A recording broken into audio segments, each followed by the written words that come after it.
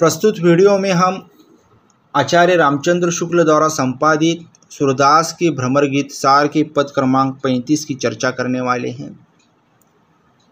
इस पद का प्रसंग है जहाँ पर गोपियाँ उद्धव को अनेक उदाहरण देकर योग सीखने की, योग को मानने की, योग को अपनाने की अपनी अपात्रता बता रही हैं।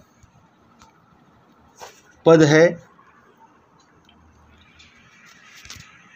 अटपटी बात तिहारी उद्धव सुने सो ऐसी को है, हम अहिरी अबलासठ मधुकर तिन्ने जोग कैसे सो है, भूच ही खूबी आंध्री काजर नखटी पहिरे बेसरी, मंडली पाटी पारन चाहे कोटि अंग ही केसरी, बहिरी सो पति मतो करे सो उतर कौन पै पावे, ऐसी न्याव है ताको उद्धव जो हमें जोग सिखावे, जो तुम हमको लाए कृपा करी सिर चढ़ाए हम लिन्ने, सूरदास नारियर जो विष को कर ही बदना किन्ने।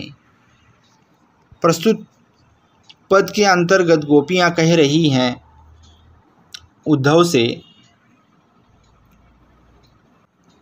हे उद्धव, तुम्हारी योग की उटपटांग बातों को सुनने को यहाँ पर कोई भी तत्पर नहीं होगी। वे भ्रमर के माध्यम से उद्धव पर आक्रोश प्रकट करती हैं और कहती हैं कि हम आहिर जैसी निम्न जाति में उत्पन्न नारियां हैं, हमको यह योग साधना किस प्रकार शोभा दे सकती है। जो हम योग की अनाधिकारिणियों को उसका पाठ पढ़ाता है, उसका प्रयत्न तो ठीक वैसे ही है जैसे कोई कर्णहीन युवती को कर्णभूषण, नेत्रविहीन को काजल तथा नकटी को नथ से सुसज्जित देखने का विफल प्रयास करे। यहाँ पर गोपियाँ उदाहरण दे रही है कि हमें योग सिखाना मतलब वैसा है जैसे कर्णहीन युवती को कर्णभूषण देना, नेत्रविहीन को काजल तथा नकटी को नथ से सुसज्जित देखने जैसा है। यदि गंजी खोपड़ी वाली मांग पट्टी का युक्त केश विन्यास करना चाहे तो क्या यह संभव है? पूड़ी के अंगों पर केसर का अंगराग लगाने का उपयोग कुछ नहीं होता। इसी प्रकार यदि कोई पति अपनी बहरी पत्नी से परामर्श करे तो उत्तर पाना किस प्रकार संभव है।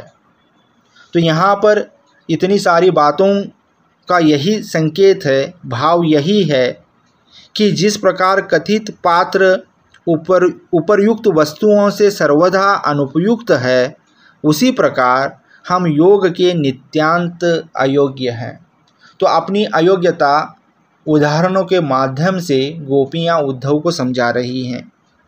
सूरदास जी कहते हैं कि गोपियों ने उद्धव से फिर विनम्र होकर कहा कि श्री कृष्ण की कुशल क्षेम का जो संदेश तुमने हम तक पहुँचाया वह हम अत्यंत समादर पूर्वक स्वीकार करते हैं कि तुम यहाँ पर आए, श्री कृष्ण का संदेश हमें सुनाया, श्री कृष्ण के कुशल होने का जो तुमने संदेश हमें सुनाया उसके लिए हम आभारी हैं।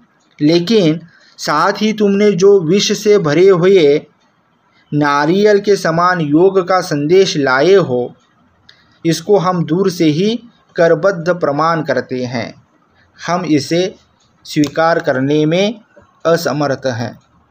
इस पद के काव्य सौंदर्य की अगर जब बात करें तो इस पद के अंतिम पंक्ति में उपमा अलंकार है।